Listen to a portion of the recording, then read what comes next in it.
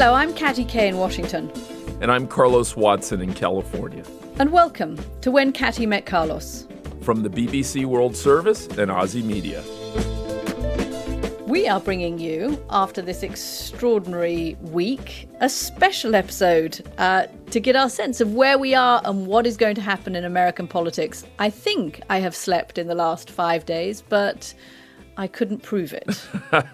Katty, what a wild couple of days and indeed a weekend it was. Election night in the U.S. last week seems so long ago. Surprises in Florida and Ohio as previous poll predictions that Biden was going to win in a runaway proved to be false. And then the news this weekend that most of the major networks called the election for Joseph Robinette Biden as the 46th commander-in-chief. Where were you, Carlos, when the news was called? Do you remember? I was in California. I was just beginning a series of morning calls. I hate to say that I was having Saturday morning calls, but I was, and began to receive them from those folks. And interestingly enough, from one former Republican presidential campaign manager. You know, it's interesting. I was sitting in my house. I was on the phone with my producer deliberating when I should, start anchoring that morning. And we didn't know what the threshold was going to be for the American networks to call the election for Biden. So we're watching the numbers creep up in Pennsylvania, and we're thinking we'd heard that it might be 40,000. Perhaps CBS, which is our partner station, was going to be very cautious and make it 50,000. And I'm watching the TV and it goes to 30,000. And I've just put the phone down to my producer saying, okay, I'll come in like half an hour, an hour's time. And I put my phone down, and within 30 seconds, CNN called it having gone over the 30,000 for Pennsylvania. So I kind of grabbed whatever there was. This was I think it was like 26 minutes past the hour. And within 20 minutes, I was on air in our bureau in Washington. I was literally doing my makeup in the car at the stop signs. I was kind of praying for a stop sign because that would let me put some mascara on. Anyway, I managed to fly into the studio, make myself presentable, and I was on air, within 20 minutes of hearing the news. And then it didn't stop, and it certainly won't stop. One of the interesting people in all of this, Katty, is Rupert Murdoch. So many people played a big role in Joe Biden winning, from Jim Clyburn helping him with that early Democratic primary in South Carolina to some of his rivals like Elizabeth Warren effectively knocking out Michael Bloomberg, to the work that Stacey Abrams did in Georgia. But one of the people who certainly will end up having to get some credit, and I don't know if that's the way he would frame it, but is Rupert Murdoch and the Fox network that I think shifted the conversation dramatically when they were the first of the major networks to call Arizona a very traditionally Republican state when it came to presidential elections, and then more broadly to join CNN and NBC and ABC and CBS and others in calling the election on Saturday for Biden, and to begin to require his anchors to refer to Biden as the president-elect. I thought that was, again, an unexpected turn, although Mr. Murdoch across the globe has often had a number of unexpected turns. Yeah, I remember being asked actually on Saturday while we were on air who around the president there was, who the president might listen to. And the question is still relevant to this conversation.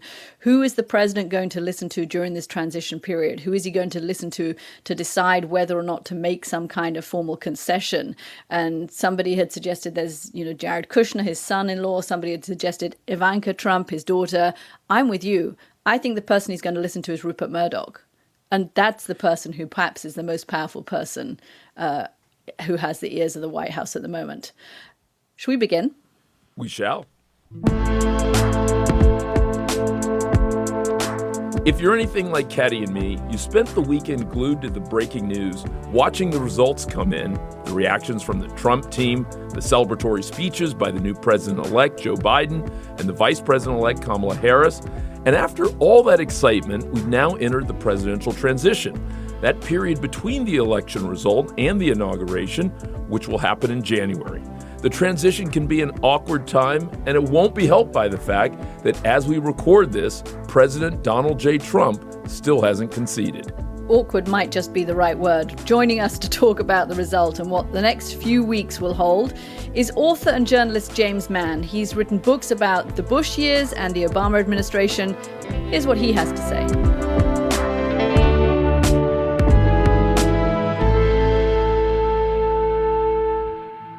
So look, Jim, there has been a lot that has been unusual about this presidency. There's been a lot that's been unusual about this election and the aftermath of the election.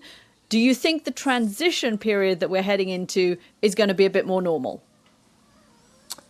No. In short, I think that the transition will also be unusual from beginning to end. At the end, there will be an inauguration, and I have my doubts that Donald Trump will show up. That's, to say the least, unusual. But from the start, I think he's going to both deny the results, claim he won, and seek to delegitimize the election.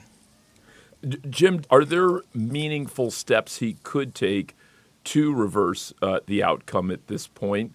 Or not? Is what we're looking at more bluster and frustration, but little likelihood of a possibility of overturning things? Well, I'll divide that in two. His only chance of overturning things is in the courts, and it looks like they're going to try. They have lawyers out, but I don't think they're going to succeed. And the first reason among many is that there are too many states. This is not like Florida in 2000. Beyond that, I think it will, as you say, it will be bluster. And the purpose for that, he knows that bluster itself won't overturn the election. But to create a sense which he may then continue to use in the coming years with his following, that he wasn't defeated at the polls. This is somehow stolen from him. Does it matter if he doesn't concede, if he doesn't do the normal things and, show up on Inauguration Day and kind of, manage a sort of smile on his face? And does it make a difference or not really? I mean, has the train already left the station, power's moving hands, and that's it? And what Donald Trump says or doesn't say or doesn't do or does makes not much difference, does it? In hard practical terms, no. He's lost, and he and his people are going to have to, on some level, accept that. But there's a reason that we have this tradition for 45 presidents of a peaceful handover of power in which the loser concedes and the loser wishes the winner, in some sense, good luck for the good of the country. And I think in an intangible sense, it matters a lot that Trump is going to resist. Jim, talk about the smart things that a new President Biden could do coming off the backs of what feels like a highly charged election and a highly charged time. What can we learn from history, or frankly, not just from U.S. history, but maybe from others around the world about how to manage, this kind of new administration and new transition? Well, I spent many years in daily newspapers, and there was a cliche shorthand version of a story that was always done in the advance of the inauguration. It was called the stroke of a pen story. What could the new president do on his own with a stroke of a pen as he was coming into office? And in the case of Barack Obama, to take an example, on Inauguration Day or the day after, I forget, he issued an executive order that outlawed so-called enhanced interrogation, translate torture. And he also issued an executive order closing Guantanamo prison within a year. And that's, if we take those two examples, it tells you that sometimes the executive's orders last. Actually, enhanced interrogation or torture was ended within a day. The CIA director, outgoing CIA director, had fought that. And in the case of Guantanamo, it's now been 12 years since Obama was sworn in, and Guantanamo is still open. So what could Biden do? he can rejoin the Paris Accords. He will certainly reconstitute the COVID task force. He's en route to doing this right now, but there will be an order of some kind immediately after the election, and there are all kinds of other things.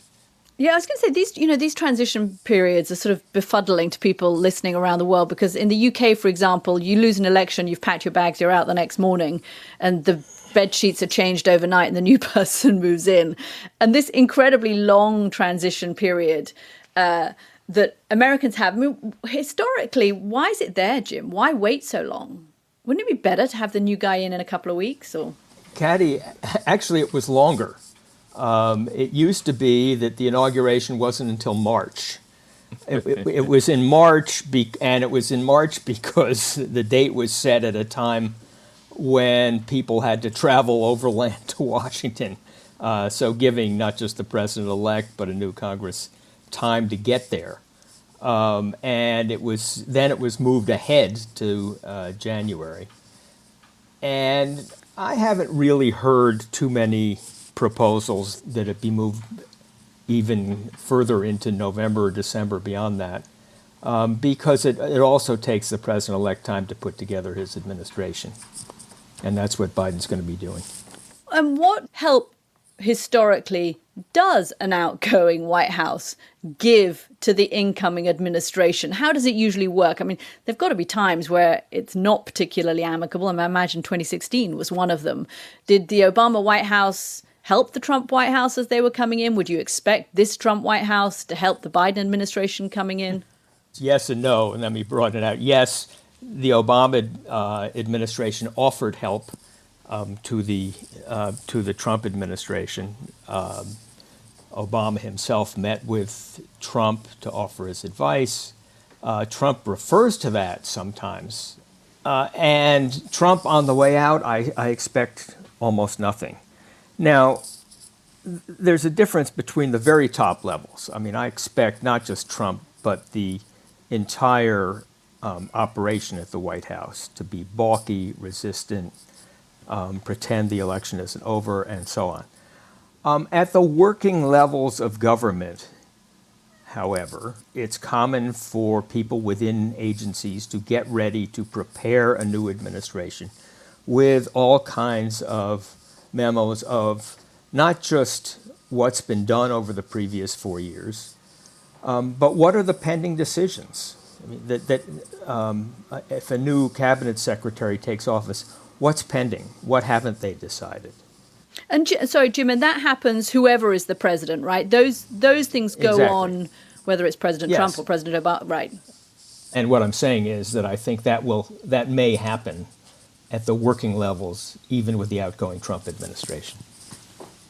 I've talked to a foreign policy official in the Trump administration a week ago who was already thinking ahead to the people on the Democratic side that he knew, in other words, people in the other party, who he was happy to talk about foreign policy with.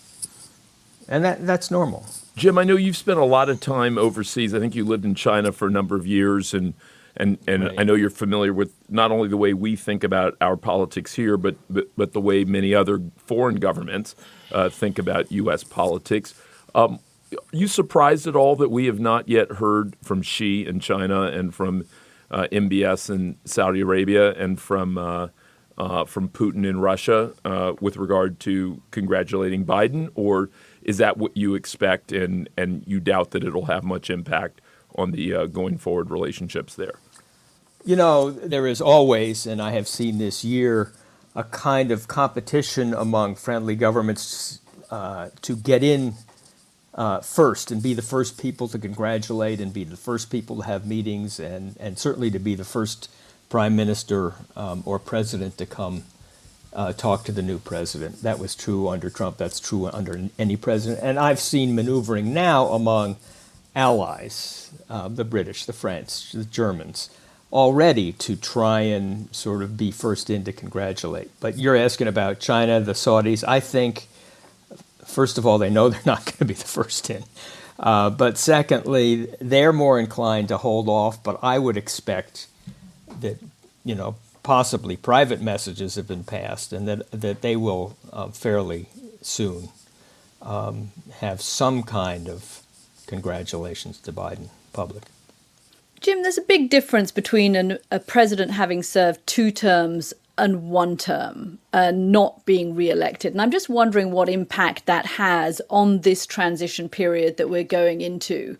Obviously no one likes to lose. None of us like to lose. But to lose after being only a 1-term president when you wanted more, does it make a difference historically to the transition, do you think? It certainly makes a difference, and it leaves people, no matter who the president is, deeply frustrated. I remember the administration of George H.W. Bush losing to Clinton. So they only had 4 years, and what a 4 years it was. It's not like it just came and went when nothing happened. But still, they were deeply frustrated as they were leaving office. And I would think that with this particular administration, on the one hand, they've been so political that they don't think of it as running the government. They don't think of it in administrative terms. Gee, we needed another 4 years to do this. The true Trumpians saw it in messianic terms. And so I'm not sure whether 4 years or 8 years, even 8 years would not have been enough to do what they propose or think they want to do. Hey, Jim, final question here. What has surprised you the most? I know a lot of interesting things have happened over the last 4 years, 5 years, depending on how you think about it.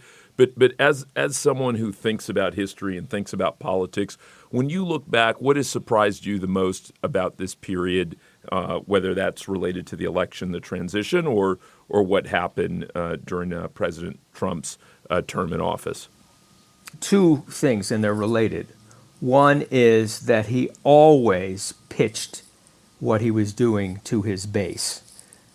He just never went beyond that. And the other related thing is that he never tried, in all this time, he never really tried to expand beyond his base.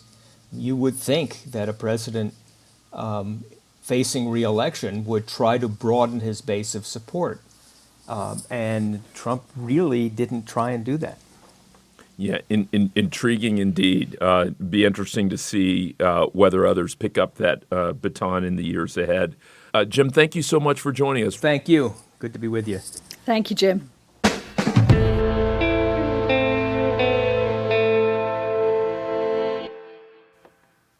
Carlos, I'm interested in this transition period because in some ways, none of this is written down in the rule book. It's not written down in the rule book that a president has to concede or even show up to the inauguration of his successor. But these things make up part of democracy. I mean, if you think that democracy is divided into the rules that are written down in the Constitution and also then the norms and traditions, well, these things are part of the norms and traditions. And it was interesting there to hear Jim say they matter. They're there for a reason. They're there to give people faith and confidence in the regular handover of power, the peaceful transition of power, which is America's democracy. And I'm not sure that Donald Trump is going to concede. I'm not sure there will be an inauguration. I mean, maybe that's going to be a kind of handy way out of it. You don't really have an inauguration because of COVID, and that lets him save face. But his response to this election has certainly an impact on his followers and therefore an impact on Joe Biden and his presidency. It does. I think there are lots of pieces to this. I mean, obviously, anyone who's competed for the presidency is not going to give up easily, and certainly anyone who's won it is not going to do so. And certainly when 160 million or so votes were cast, and it's come down effectively to less than 100,000 votes across several states, while Secretary Clinton stepped away in a similar vein, it's in some ways not completely surprising, particularly given what we've known of the 45th president, that he's not going to go quietly into the good night. Having said all that, though, I think one of the big questions is whether or not the Senate Majority Leader, the Republican from Kentucky, Mitch McConnell, what will he do over the next couple of months? Will he come out against President Trump and say it's time to move on? Will he say no? In fact, President Trump not only should pursue this legally, but that there should be a more robust conversation in the streets. So it'll be interesting to watch what, if anything, he does. We saw that former President George W. Bush came out and said the decision is clear and congratulated President-elect Biden and Vice President-elect Harris. But worth watching Republican Senate Majority Leader Mitch McConnell and seeing whether or not he proves to be, as they used to call it, the canary in the coal mine. And then there still is a conversation to be had about what happens to former President Trump after he leaves office. And to the extent that there are questions about challenges to him, how he behaves over the next 3 months could impact how aggressively Democrats go after him, post his time in office.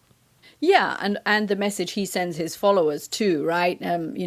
If he's thinking of running again in 2024, does the way he leaves the White House make a difference, or do they not really care how he leaves the White House because they think it was stolen anyway, and so they're happy for him to carry on fighting?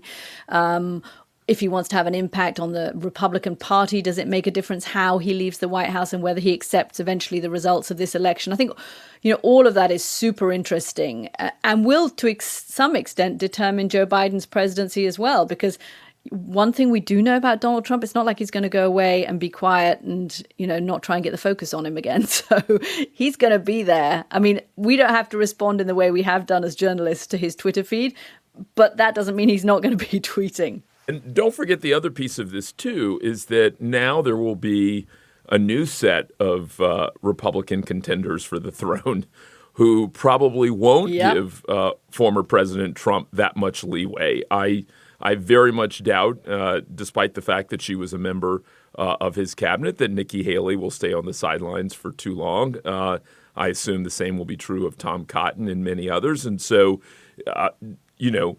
no matter what, it's unlikely that he will have the stage and the space all to himself. So will be interesting to see how those contenders for the throne position themselves over the next 3 to 6 months.